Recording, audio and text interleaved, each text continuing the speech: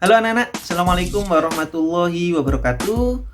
Kita berjumpa kembali ya. Pada kesempatan kali ini kita akan belajar tentang proses dan teknik pembuatan maskot sebagai karya seni rupa terapan 2 dimensi.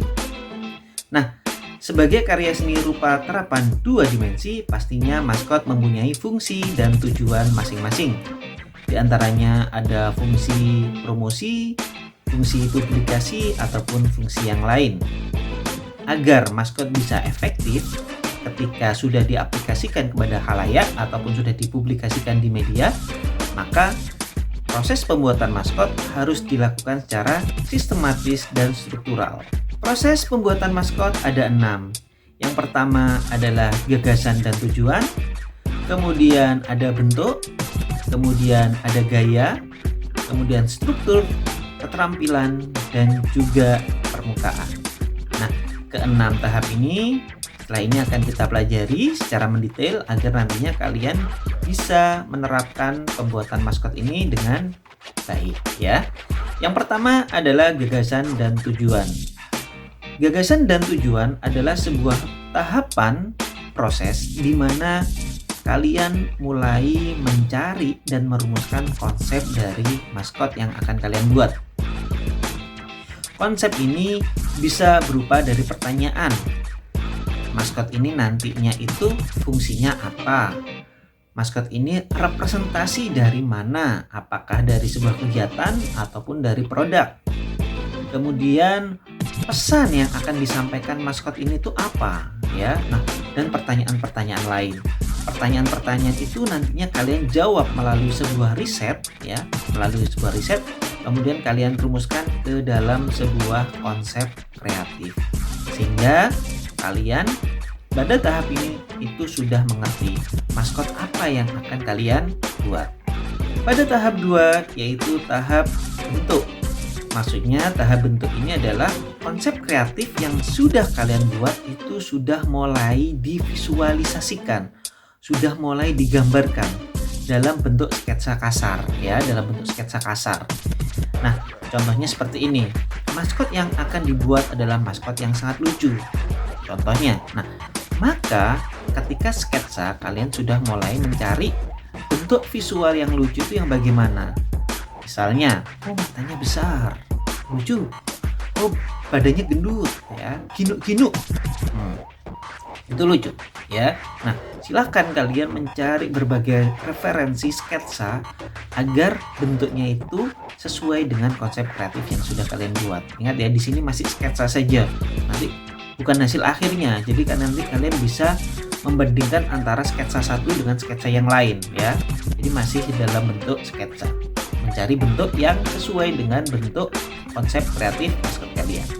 Hal yang mudah dari proses bentuk ini adalah warna. Yang mudah ditentukan adalah warna, karena biasanya warna itu mudah dikenali sebagai identitas sebuah produk ataupun sebuah kegiatan ya. Warnanya tentukan harus sama dengan yang direpresentasikan atau pesannya itu sesuai dengan warna. Jadi kalian harus mengerti psikologi warna di sini pastinya. Kemudian bentuk-bentuk geometris. Contohnya apabila ada kotak ya persegi. Nah, yang terlintas di pikiran kalian itu SpongeBob atau Patrick? SpongeBob pastinya. Nah, kalau bintang ya si Patrick ya. Nah, itu adalah contoh sederhana dari penerapan bentuk yang mudah dikenali dalam proses bentuk ini. Jadi silakan kalian mulai bereksplorasi sketsa yang sesuai dengan bentuk dari konsep kreatif maskot kalian.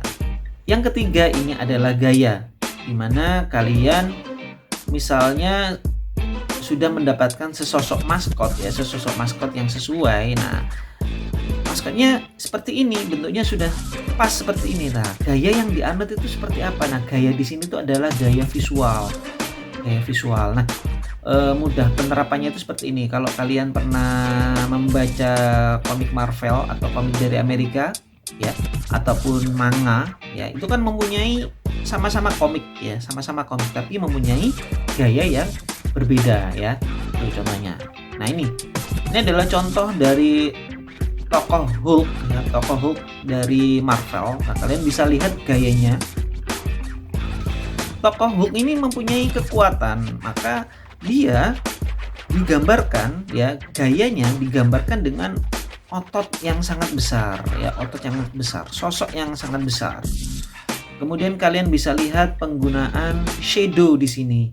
Shadow ya, ataupun arsiran. Ini untuk menegaskan bahwa shape ya, bentuk dari ototnya itu bisa sangat powerful ya di sini. Kemudian ada highlight ya, ada penggunaan cahaya. Kalian bisa lihat ya.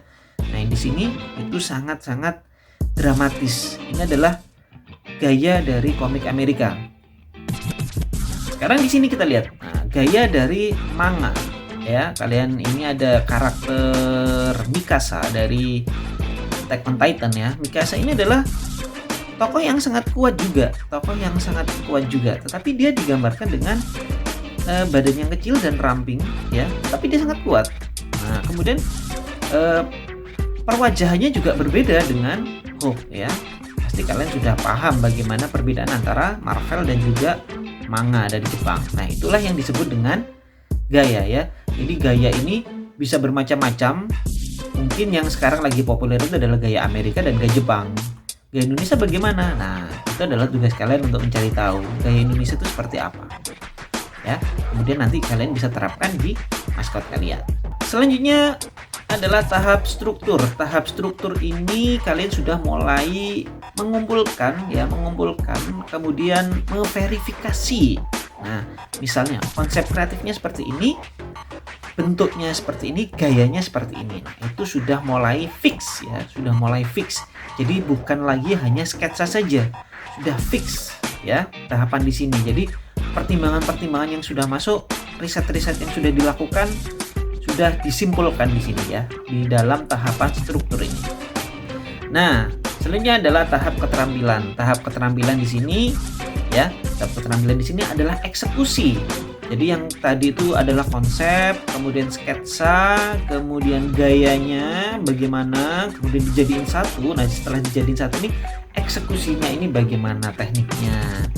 Misalnya apakah dia digambar atau dia dilukis. Kalau digambar dia menggunakan platform apa, atau menggunakan tekniknya bagaimana, apa software yang digunakan itu apa. Nah, di sini adalah keterampilan ya. Jadi nanti kita akan melewati tahap ini juga di tahap keterampilan.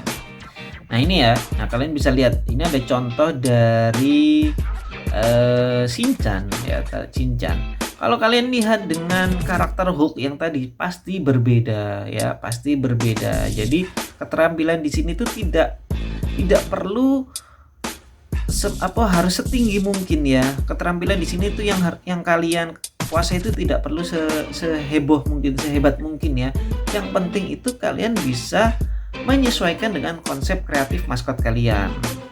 Jadi kalau kalian saya hanya bisanya gambar-gambar yang sederhana saja. Nah, maka kamu harus bisa menyesuaikan. Jadi antara konsep dan juga keterampilan harus sinkron ya, seperti itu.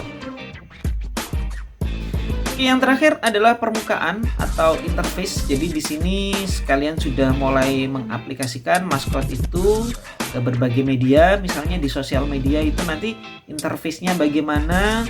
Apakah terlihat semua atau terlihat hanya close up saja? Kemudian environment-nya itu seperti apa? Nah, ini di permukaan. Jadi sudah mulai diaplikasikan di media ya. Jadi maskot yang sudah jadi itu kalau di print besarnya seberapa yang bagusnya, atau misalnya kalau dia di sosial media itu sudah dalam bentuk animasi atau yang bagaimana. Nah, itu menyesuaikan dengan konsep kalian. Oke anak-anak, itu saya kira materi tentang tahapan pembuatan maskot. Semoga kalian bisa memahami ya. Dan kita akan berjumpa di materi selanjutnya.